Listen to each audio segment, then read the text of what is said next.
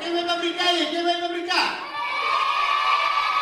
Vamos abrir a hora, vamos abrir a hora. Devagar, devagar. Agora vamos brincar. Agora sim, chegou a hora da verdade. Este é o Denis Choller Rocha, de 35 anos, o Churo, mototaxista em Atalaia do Norte, no extremo oeste do Amazonas. A cada 15 dias ele se transforma no palhaço Auau e organiza festas para as crianças da cidade.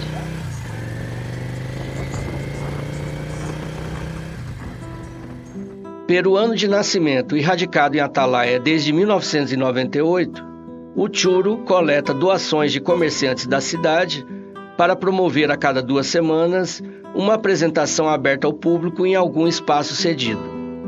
Atalaia tem o pior índice de desenvolvimento humano do Amazonas e o 3º pior do país. O Churo se vê realizado no papel de distribuir alegria, refrigerante e cachorro-quente, um luxo para muitas crianças pobres de Atalaia.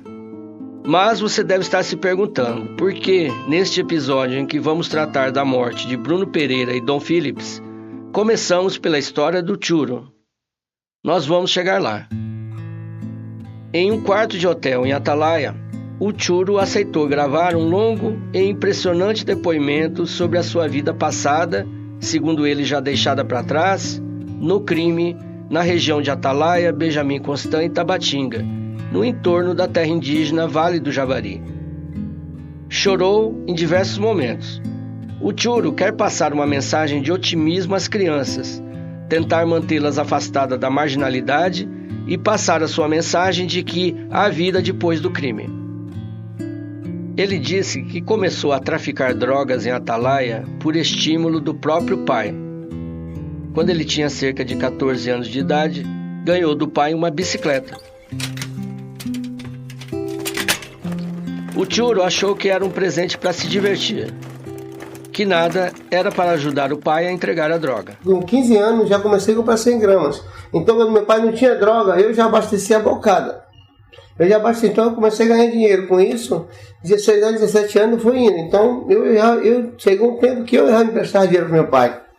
Então eu comecei a crescer. Eu não queria mais uma bicicleta, comprei uma moto. Quantos anos você tinha? Nessa época eu estava com 17 anos.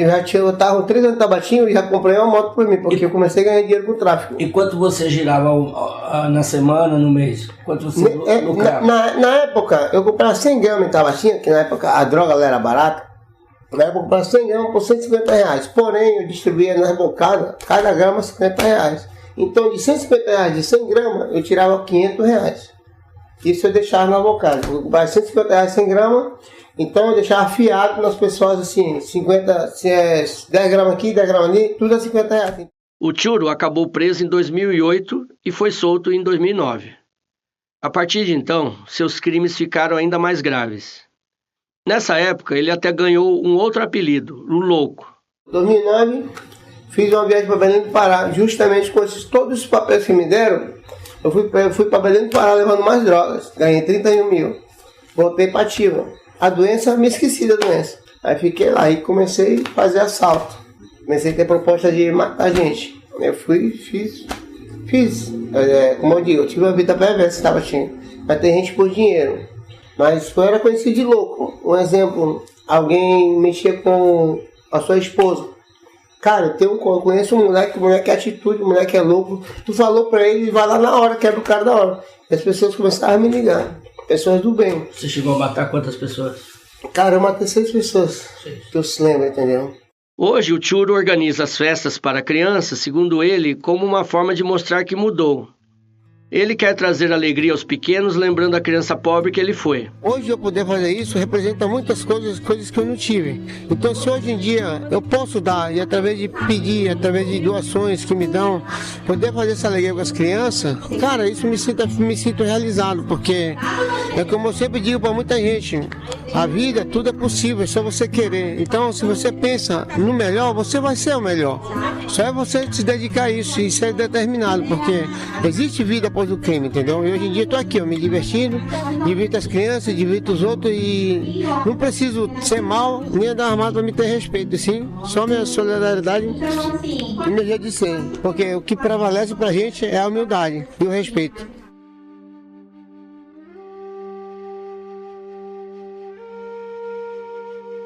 A história do Tchuro é o retrato de uma realidade cada vez mais frequente e assustadora em toda a região amazônica.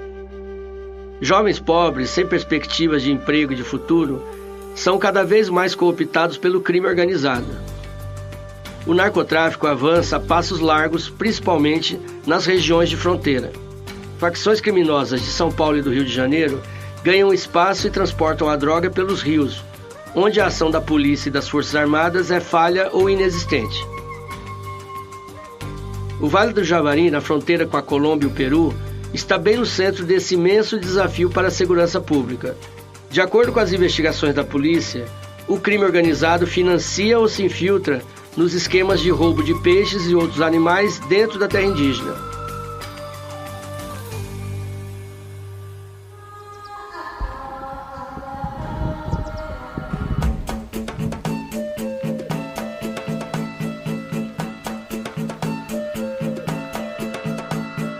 Olá, eu sou o jornalista Rubens Valente. Este é o podcast Morte e Vida Javari, uma viagem que fazemos juntos a essa região que guarda histórias pouco conhecidas, mas que tem muito a revelar sobre como o Brasil lidava ontem e lida ainda hoje com as crises de violência e segurança que ameaçam os povos originários. Chegamos ao 5º e último episódio do Morte e Vida Javari. Começamos a série com uma viagem ao passado 150 anos atrás. No episódio de hoje trataremos dos desafios do presente. Em 2022 foram assassinados no Javari o indigenista Bruno Pereira e o jornalista Dom Phillips, em um caso que chocou o país e ganhou as manchetes globais. Esse crime covarde se insere no contexto de uma série de problemas que assolavam e ainda assolam a região. A série inteira Morte e Vida Javari está disponível gratuitamente aqui, onde agora você me escuta, em todos os tocadores de podcast e no YouTube da Agência Pública. Episódio 5, Cerco e Resistência, o caso Bruno e Dom.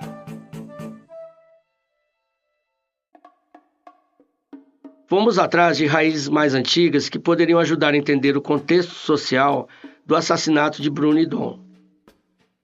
Descobrimos que cerca de 3 anos antes, o entrelaçamento entre criminalidade comum e a exploração de recursos do Javari já tinha sido detectado pelo IBAMA, o órgão da fiscalização ambiental do governo federal. O IBAMA foi chamado a participar de um projeto de manejo de peixes pirarucu a ser executado por ribeirinhos no Vale do Javari.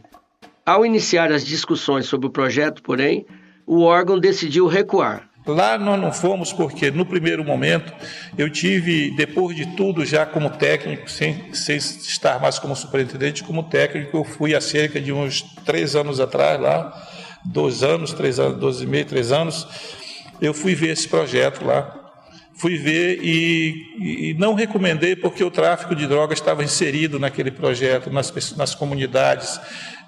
O tráfico estava, inclusive, espanando, afastando as pessoas boas das comunidades, né?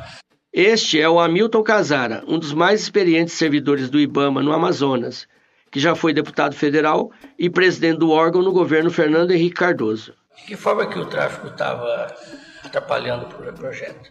O tráfico estava se utilizando já, o tráfico estava com pessoas, já tinha cooptado gente da comunidade, já estava dentro do processo e, claro, aproveitando todo o pescado para vender e para promover a lavagem de divisas, né? Então, não é que ele usava o peixe para inserir droga, é que já era na lavagem do dinheiro. Não era o uso do pescado. Não, mas com certeza, acredito, eu não cheguei a ver isso, mas acredito que, pela lógica que a gente viu, a gente conseguiu rastrear para onde esse peixe ia, que ia lá para a Islândia, naquela ilhazinha no Peru, e de lá esse peixe tomava um destino único para os frigoríficos ali de Letícia. Bem, mas ali eles podem fazer tudo, podem rechear aquele pescado, principalmente o peixe inteiro viscerado, né? Que ele pode rechear e pode superestimar quantitativos para poder justificar outras operações, né? Mas o certo é que foi visivelmente, né, que pessoas da comunidade e fora da comunidade, pessoas da comunidade cooptadas já para seguirem a orientação como deveria ser. Uma dessas pessoas seria o Pelado, que viria a matar Bruno e Dom?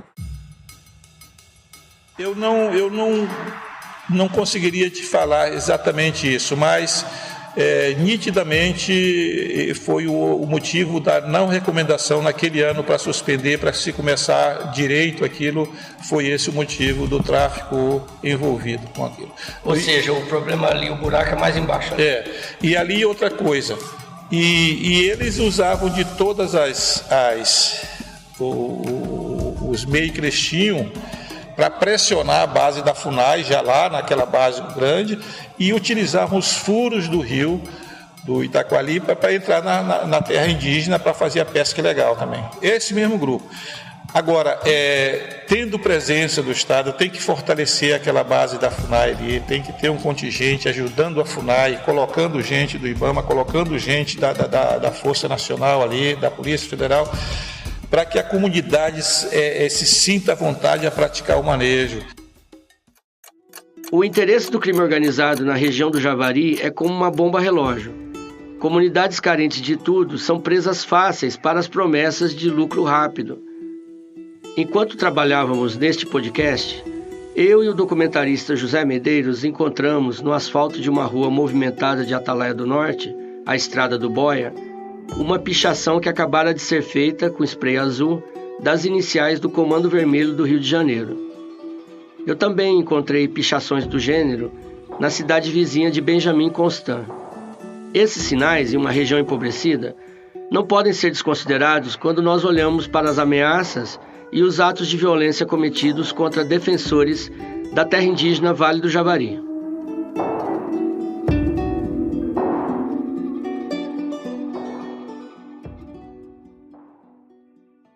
São dois grandes projetos petrolíferos na região que impactam o Vale do Javari.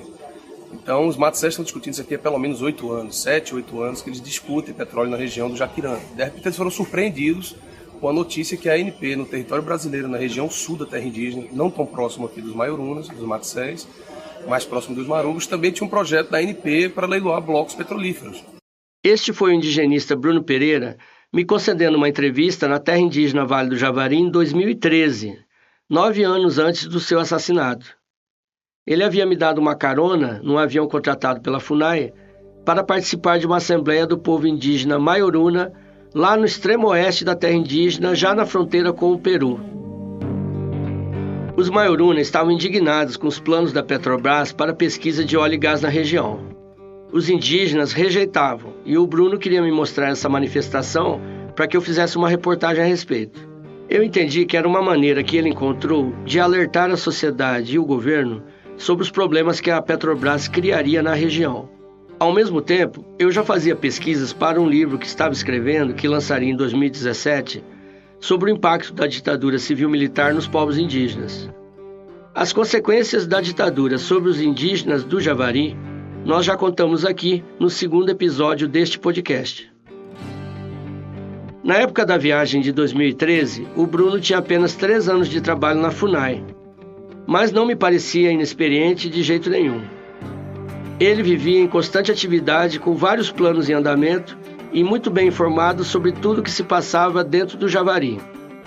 Era capaz de citar cada liderança indígena de cada uma das 62 aldeias e explicar os problemas de cada região.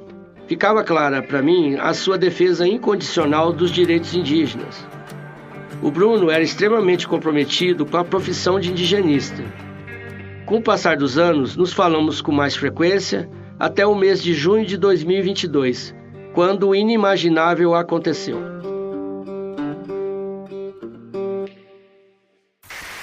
O indigenista Bruno Araújo Pereira e o jornalista inglês Dom Phillips foram mortos a tiros com munição de caça. O assassinato do indigenista Bruno Pereira e do jornalista britânico Dom Phillips provoca tristeza e revolta no Brasil e em todo o mundo.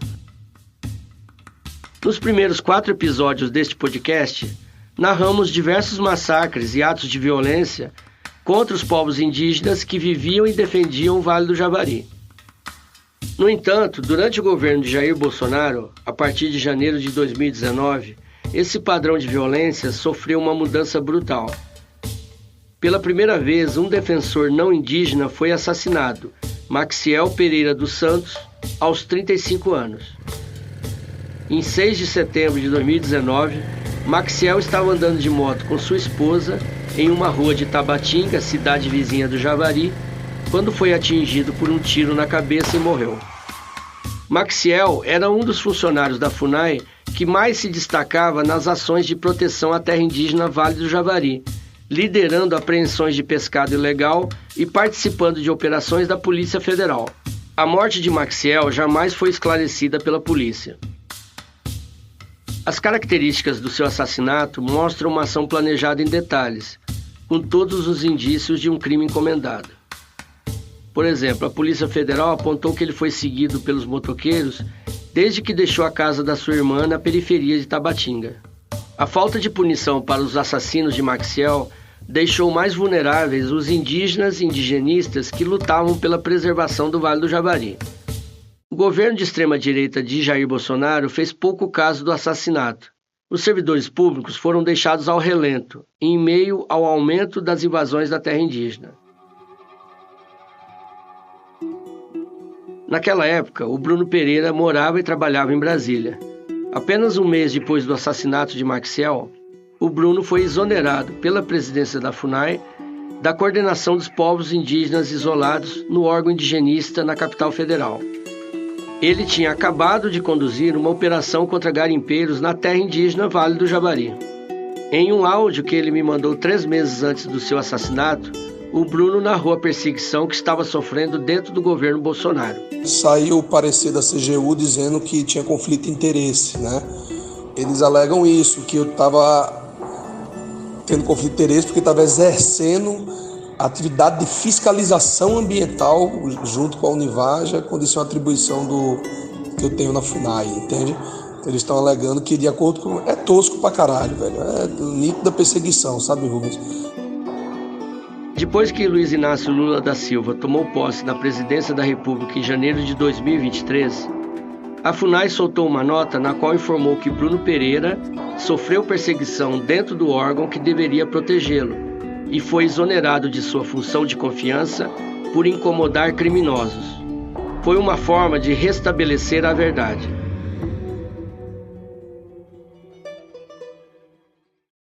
Em 2019, após perder o cargo na FUNAI, Bruno mudou-se com a família para Belém do Pará.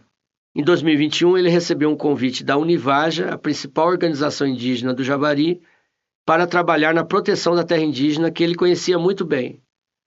Bruno atuara na FUNAI, na região, de 2010 a 2016. A nova contratação de Bruno se deu por meio da Niatero, uma organização não governamental sediada em Washington. De volta ao trabalho no Javari, Bruno entraria de novo no alvo de criminosos. Segundo a polícia, o indigenista recebia inúmeras ameaças antes de sua morte, registradas inclusive em um bilhete. Ao investigar o assassinato de Bruno Idom, a Polícia Federal levantou provas contra um grupo de pescadores da zona rural de Atalaia, encabeçado por Amarildo Costa Oliveira, o Pelado. Ele depois admitiu o crime, disse como matou Bruno Idom ao lado de outro pescador e mostrou onde os corpos foram enterrados. Rubens, acabaram de prender o cara aqui, porra, na delegacia, caralho.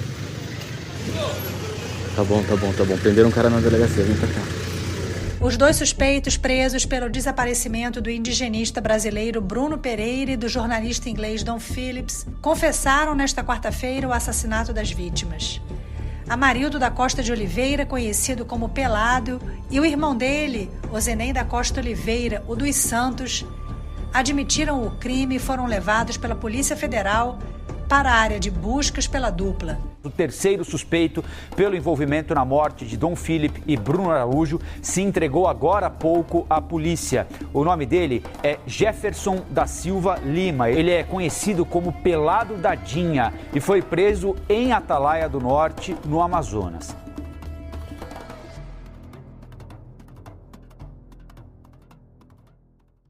Nas pesquisas para este podcast, eu fui ouvir um amigo muito próximo de Bruno Pereira, o Cristóvão Negreiros Pissango, Tataco. Filho de um madeireiro, ele nasceu há 50 anos em um trecho do rio Curuçá, no que hoje é o território demarcado da terra indígena Vale do Javari. Há quase 30 anos ele trabalha no apoio às organizações indígenas e à FUNAI, participando de expedições e atividades de fiscalização na defesa da terra indígena. Em 1996, o Tataco participou da expedição feita pelo sertanista da FUNAI, Sidney Possuelo, que realizou o primeiro contato com os indígenas isolados Corubo. Essa história você acompanhou no 3º episódio deste podcast. A partir de 2010, o Tataco conheceu e se tornou amigo de Bruno. Hoje ele trabalha ao lado de Orlando Possuelo, o filho de Sidney Possuelo, que pela Univaja desenvolve um trabalho de proteção da terra indígena. Tataco contou que por muito pouco poderia ter morrido ao lado de Bruno e Dom na manhã de 5 de junho de 2022. Poderia ter acontecido comigo também, né, que era para mim, que hoje, sei lá, só Deus sabe, que eu ia com eles, né. Felizmente eu não entrei no barco e saí, tava com a mochila na costa e saí, não quis mais participar de ir com ele. Domingo eu esperava eles por aqui, aí eu, felizmente... Ele te chamou para ir com o Dom? Sim, ele me chamou, falei que eu ia com eles. Na hora eu tinha uma viagem para ir para Tabatinga, eu falei que domingo eu pegava ele e nós ia para Tabatinga, todo mundo junto. Eu não fui mais. Fiquei. Por que aconteceu? Eu não quis mais ir na hora, né? Porque ele falou que ia voltar domingo, eu digo, então domingo eu não vou, eu vou ficar te esperando aqui, domingo a gente vai com eu e o Orlando, a gente vai para Tabatinga. Aí esperamos até 10 horas, não chegou, a gente foi atrás. Mas já tinham matado ele já.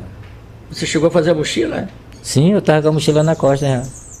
Tataco relatou que Bruno Pereira já havia sido ameaçado pessoalmente pelo hoje principal acusado do seu assassinato, o pescador Amarildo Pelado. Eu queria entender se o Bruno conversava com o Tataco sobre possíveis ameaças que vinha recebendo. E ele falava se estava sendo ameaçado para você? É porque assim, foi em abril do ano passado, eles atiraram em nós, né? Em mim e no Bruno, né? Como foi esse episódio? Nós ia pra frente de proteção lá, com o pessoal da Eva que tava lá trabalhando. E na passada o Bruno parou para tirar uma foto da comunidade e o Pelado deu um tiro em nós. Tava meio chovendo. Gabriel? São Gabriel. Ele atirou de onde? Lá da casa dele. Da casa dele? Da casa dele. Né? Passando em frente do rio, ele atirou em nós. Esse episódio que Tataco contou teria ocorrido em abril de 2022, apenas 2 meses antes do assassinato de Bruno e Dom. Vocês chegaram a parar o barco? Eu parei o barco, que é pra bater a foto, aí ele falou. E na hora que eu vi, ele atirou em nós. O chumbo caiu bem perto da baleira assim, eu peguei, acelerei o motor e fui embora. Bateu na água? Bateu na água, chumbo. Que arma que era? Era uma 16. Como é que você sabe que era o Pelado? Eu vi, eu conheci ele, né? Era perto, né? Você falou pro Bruno quem era? Eu falei pro Bruno que era o Pelado que tá atirando em nós. Ele falou, calma, que deixa ele pra aí, que vai chegar a hora dele. Que a polícia vinha pra pegar ele, né? Por que a polícia ia pegar ele? Porque ele não tinha feito a primeira denúncia dele, né? Que ele tava dentro, né? Da malhadeira que pegaram, o Bruno pegou a malhadeira dele, no varador. Então na cabeça do Bruno, a polícia iria prendê-lo? Ia prender ele. Ia dar depoimento dele, né? Por que ele atirou, por que ele fez isso. O Bruno chegou a dar o depoimento? Não, ele tinha domingo, nesse retorno, que ele ia conversar com a Polícia Federal. No domingo do crime? No domingo do crime. Você prestou depoimento no processo já?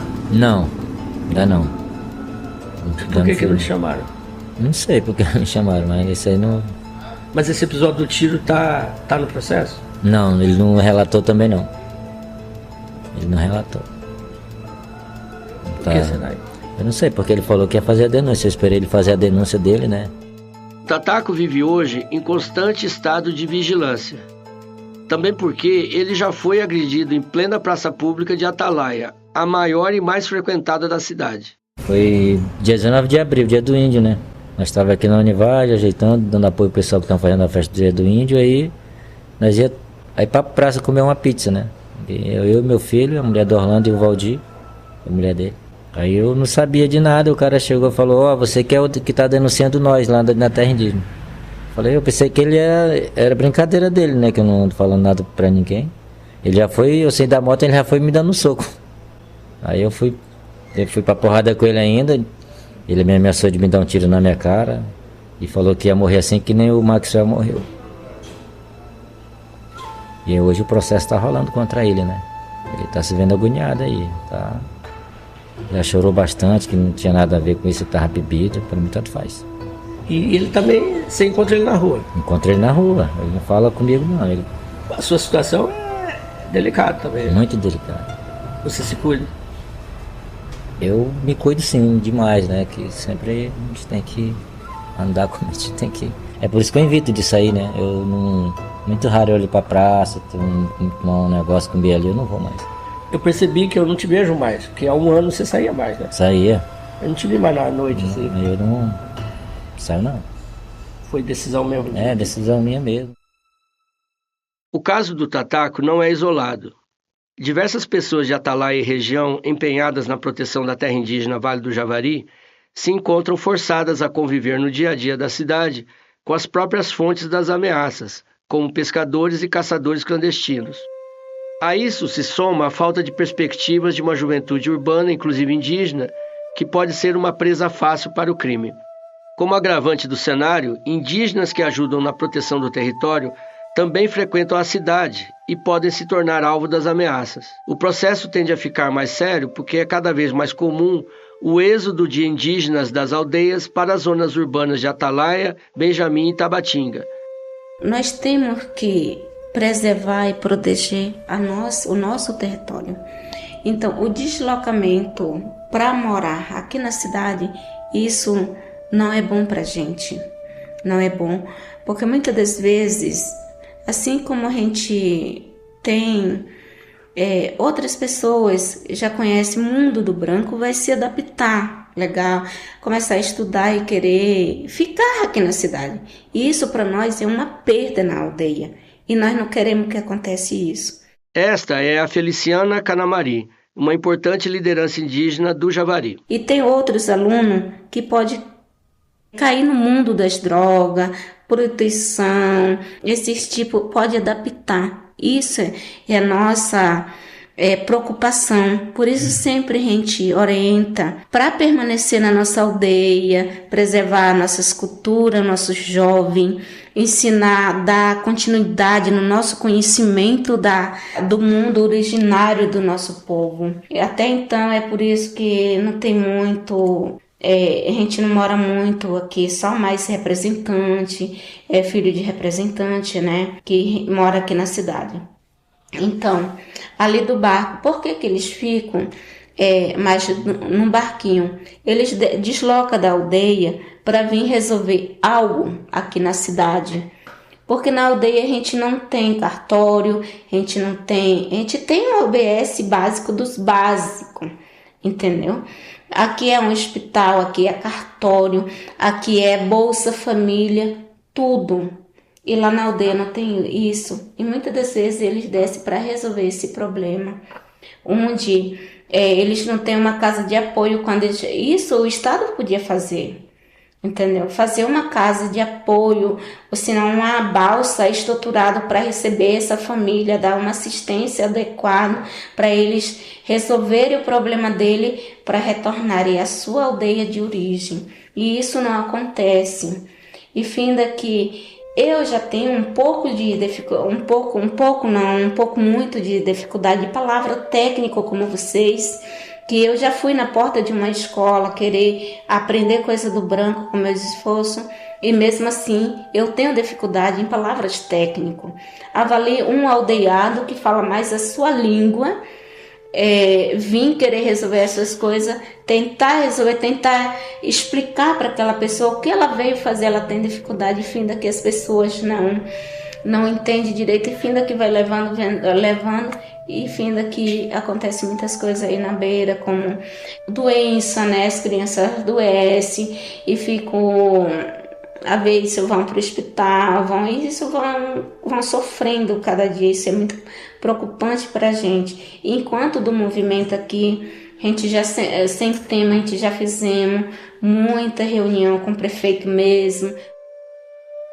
Hoje eu tenho a certeza, por tudo que vi e ouvi na região, que o futuro da terra indígena Vale do Javari está intrinsecamente ligado ao futuro da população urbana de Atalaia do Norte e região. Os especialistas concordam que é necessário reduzir as pressões econômicas sobre a terra indígena. O próprio Bruno Pereira, pouco antes de ser assassinado, estava empenhado em encontrar opções de geração de emprego e renda para a população do entorno da terra indígena. Mas hoje, de que forma se dará esse processo? Quem conduzirá? Alguém está planejando isso? Há um ano, houve uma reunião entre os presidentes do Brasil e da Colômbia, Lula e Gustavo Petro, e membros dos seus governos, na cidade de Letícia, a cerca de 2 horas de barco de Atalaia do Norte.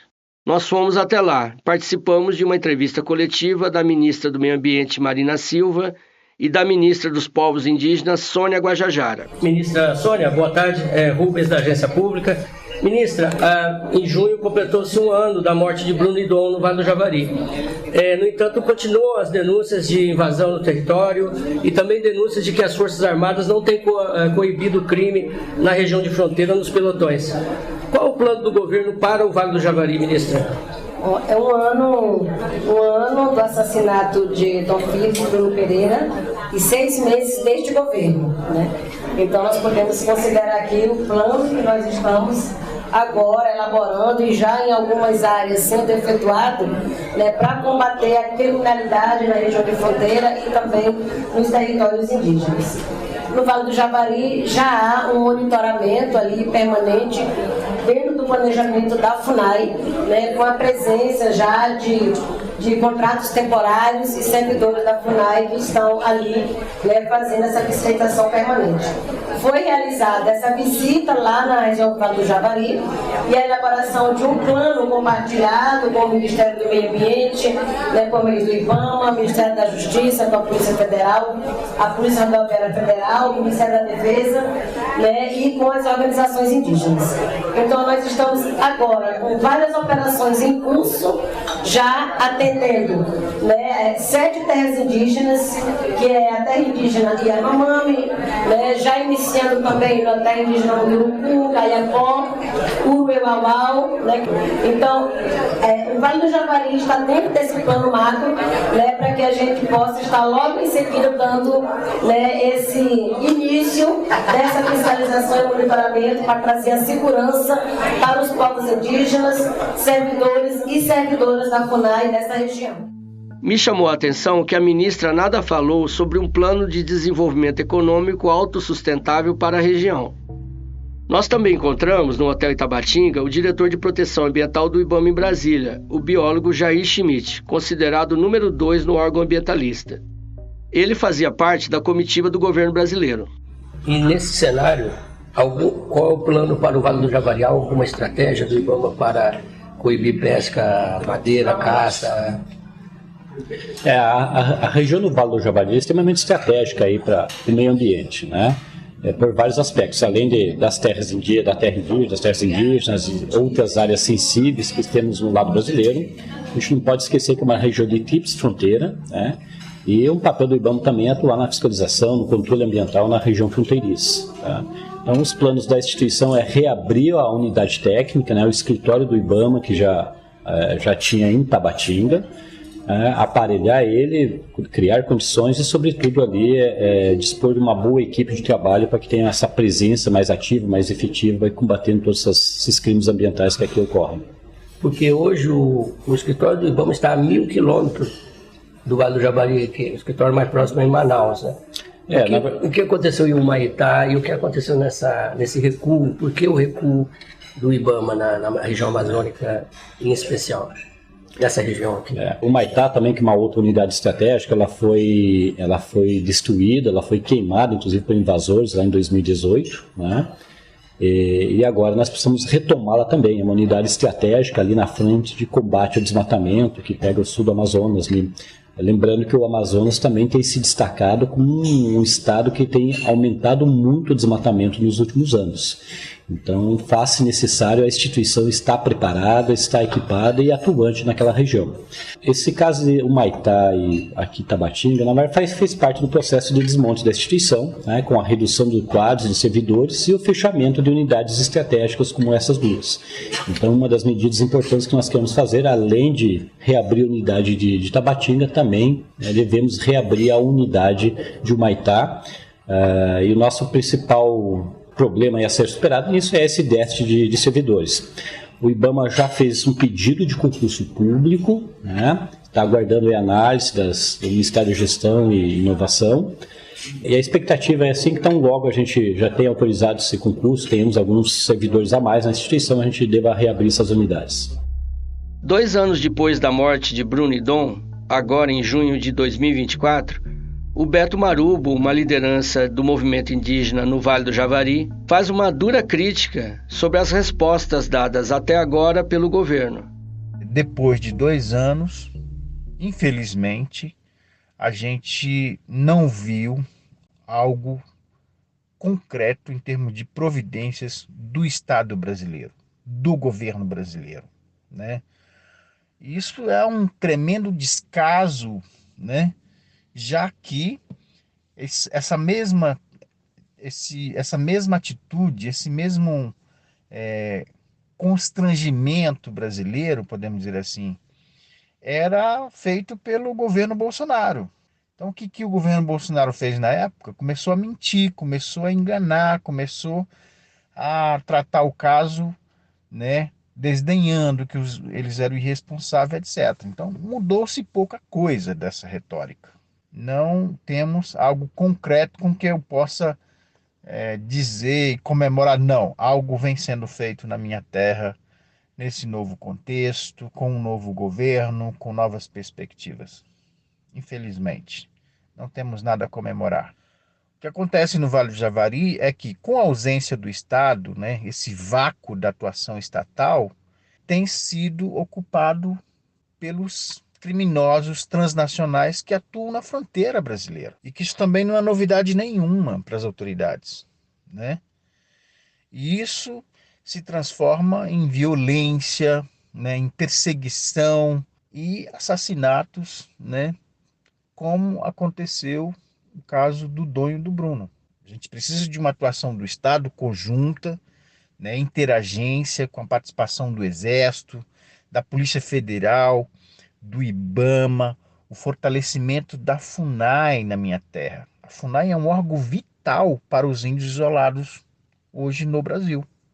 E não é diferente para a minha terra.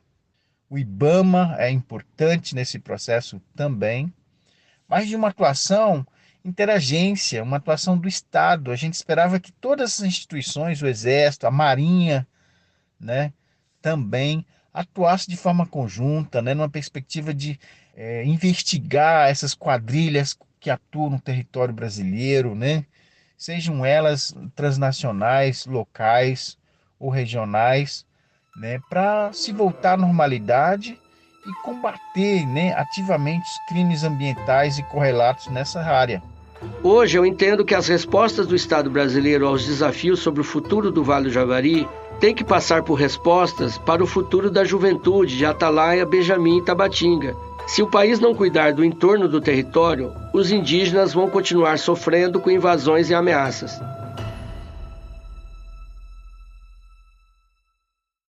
Em Atalaia, eu conheci a professora Silvia Lima da Silva, que leciona em escolas públicas para crianças e jovens. Também atua como uma conselheira sobre a vida profissional de muitos jovens cujos pais vão à sua casa pedir apoio. Ela vive há 35 anos em Atalaia e testemunha todos os dias a dura realidade dos seus estudantes. Aqui no município em Atalaia, nós estamos numa situação difícil. Questão da droga, muito adolescente. Cara, eu tô perdendo aluno aí, perdendo aluno meu, jovem, saindo de casa, da escola, por em questão de droga. Tem muito adolescente aqui, te juro, a gente fica preocupado. E aí, o que está acontecendo? Eles estão roubando para manter o vício, porque o pai não dá, a mãe não dá, então ele se sente obrigado a roubar, assim, na cara de pau mesmo, não tem vergonha mais não, então, para manter o vício. Eu suponho que é o crack. Então. Sim, tem o crack, tem o outro lá, a cocaína, tá entendendo? E tem a maconha. Como é que tá chegando isso aqui? Mano, aqui do outro lado, nós temos do outro lado é Peru. Sim. Lá que é o foco.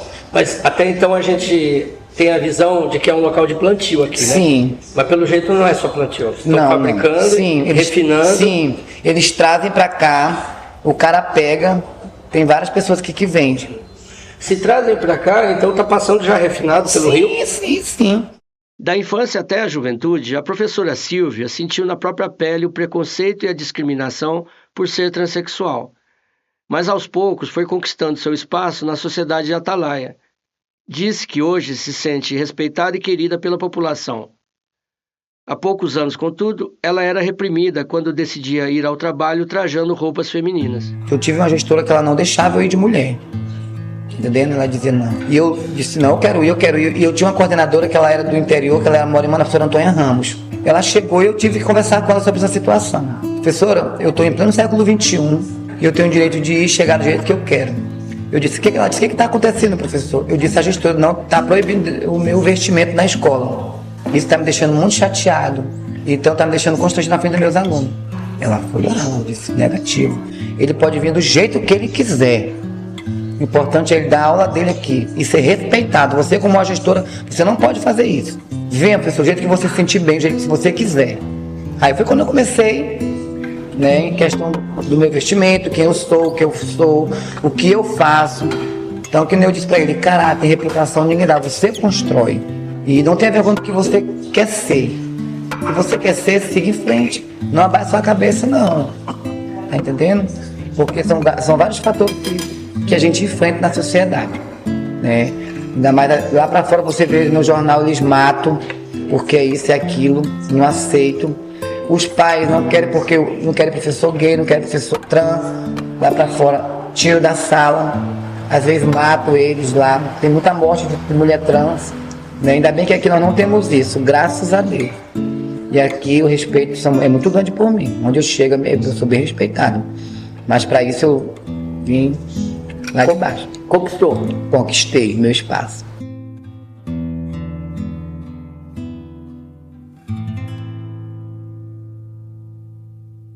O depoimento da Sílvia mostra uma sociedade em constante transformação e simboliza a luta dos seus moradores pela conquista de direitos fundamentais. Eu percebi que uma parcela expressiva da população de jovens indígenas que vem para a cidade busca educação, quem sabe até fora do estado do Amazonas.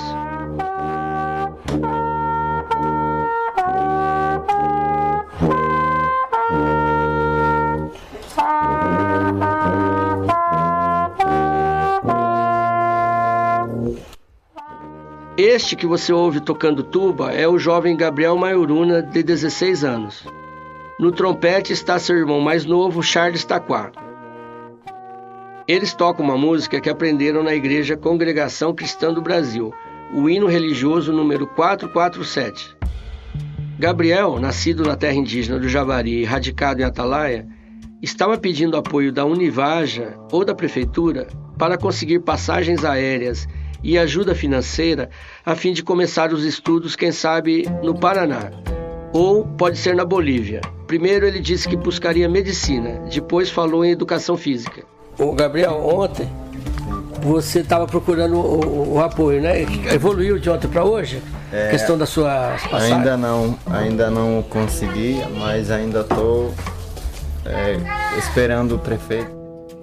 Em uma manhã de julho de 2023, o prefeito de Atalaia marcou um encontro com o Gabriel para discutir um possível apoio à sua viagem para fora do Amazonas. Na data combinada, fomos acompanhar o Gabriel na audiência, mas o prefeito teve uma mudança na agenda e não compareceu. Indefinições e dúvidas como essas enfrentadas pelo Gabriel são comuns a outros jovens indígenas, mas isso não tem impedido que eles, cada vez mais, estejam deixando as aldeias para conhecer outros lugares. Outra parcela dos jovens, contudo, tem ficado na terra indígena para tentar vencer outro desafio: promover a vigilância e tomar medidas para a proteção do vasto território do tamanho de Portugal.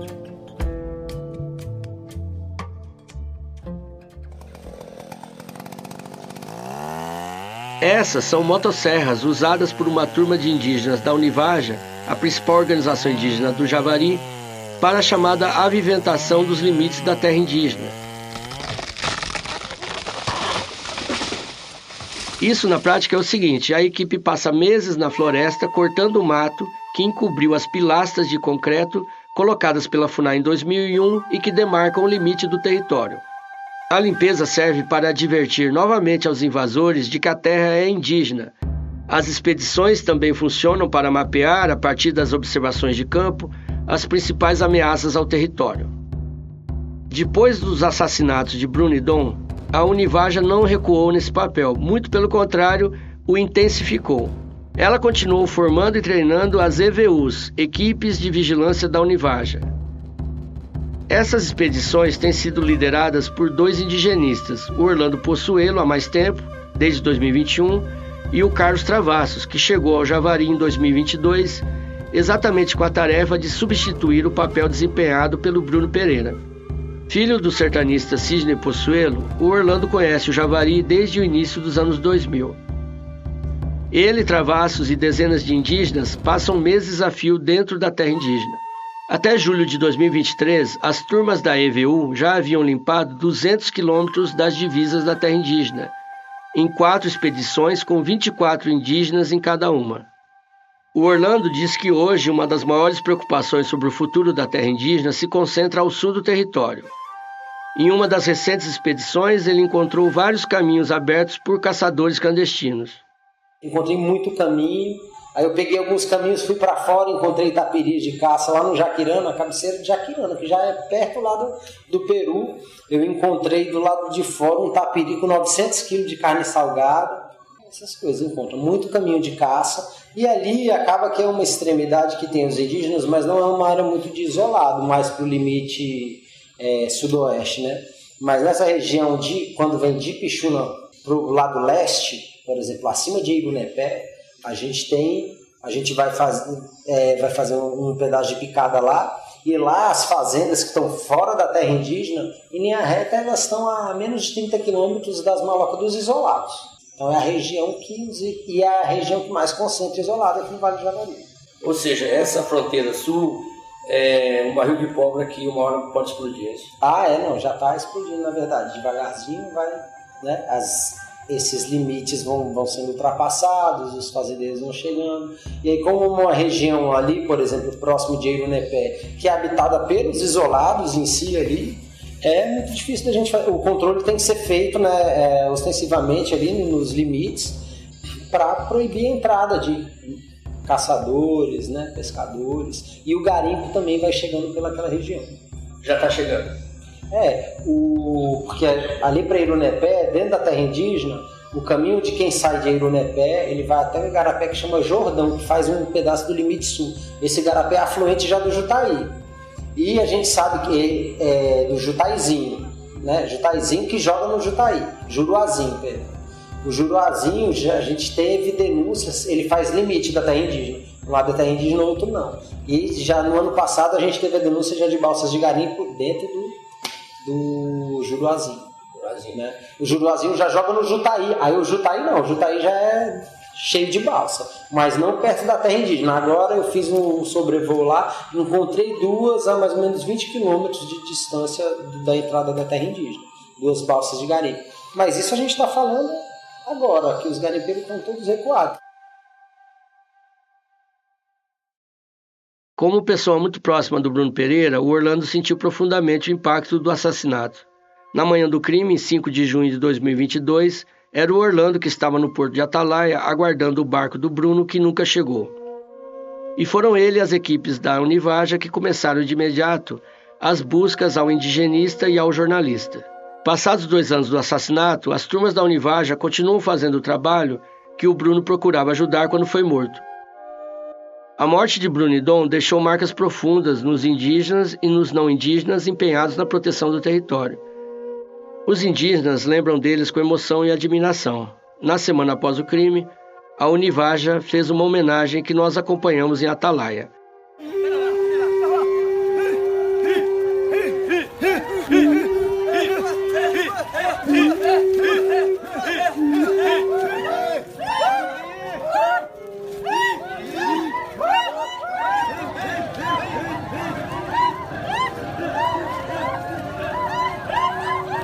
Nós temos que falar para o mundo.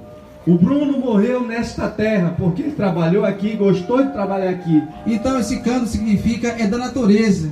Então esse canto faz bem, ele entendeu a letra. Por isso que ele se apaixonou pela essa música dos Caramari. Mas o Bruno, ele deu a vida para os povos indígenas do Vale do Javari. Por isso que sempre a gente vai falar o nome dele.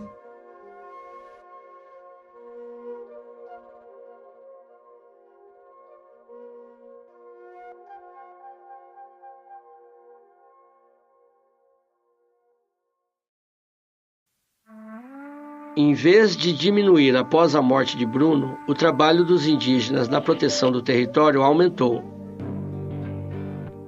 É novamente um lembrete sobre os ciclos de fim e recomeço no Vale do Javari. Em um de seus livros, o escritor Salman Rushdie disse que para renascer é preciso morrer primeiro. A frase é dita por um personagem da história que sobrevive a um acidente aéreo. Lendas egípcias e gregas tratam da figura de Ouroboros, uma serpente ou um dragão, um ser mítico representado durante o ato de devorar a própria cauda. Isso indica fim e recomeço ao mesmo tempo. No Javari, a morte de Bruno e Dom foi um duro golpe contra os povos indígenas e indigenistas. Mas eles não parecem dispostos a ceder. Como no poema de João Cabral de Melo Neto, Morte e Vida Severina, ainda tem vida depois da morte. Ao longo deste podcast, falamos várias vezes dos ciclos que marcaram o Vale do Javari ao longo de mais de 150 anos. Quando tudo parecia perdido, o território e seus povos foram capazes de se regenerar. Porém, conforme eu caminhava nessa longa reportagem, mais e mais as dúvidas me cercavam. E se esse ciclo finalmente se romper? E se o Vale do Javari, com todas as suas riquezas, já estiver bem mais perto de um ponto de não retorno, como tantos cientistas têm alertado sobre o futuro de outras partes da Amazônia? Continuam as invasões, o roubo de animais, as ameaças aos indígenas e indigenistas, o avanço do narcotráfico. As pressões ao sul do território tendem a se agravar nos próximos anos. A emergência climática mundial bate às nossas portas. No Congresso Nacional, uma bancada anti-indígena e anti-ambientalista pauta e aprova projetos de destruição socioambiental. Até quando o Vale do Javari vai resistir? O Brasil deixará o ciclo se romper, permitindo o domínio definitivo da morte sobre a vida? Se o ciclo se quebrar, não haverá futuro para a Amazônia, muito menos para o Javari. Na obra do poeta João Cabral de Melo Neto, a seca do rio Capibaribe, no verão, deixa o protagonista desamparado e perdido. As palavras do poeta me levaram de novo ao Vale do Javari. Pensei que seguindo o rio, eu jamais me perderia. Ele é o caminho mais certo, de todos o melhor guia. Mas como segui-lo agora, que interrompeu a descida?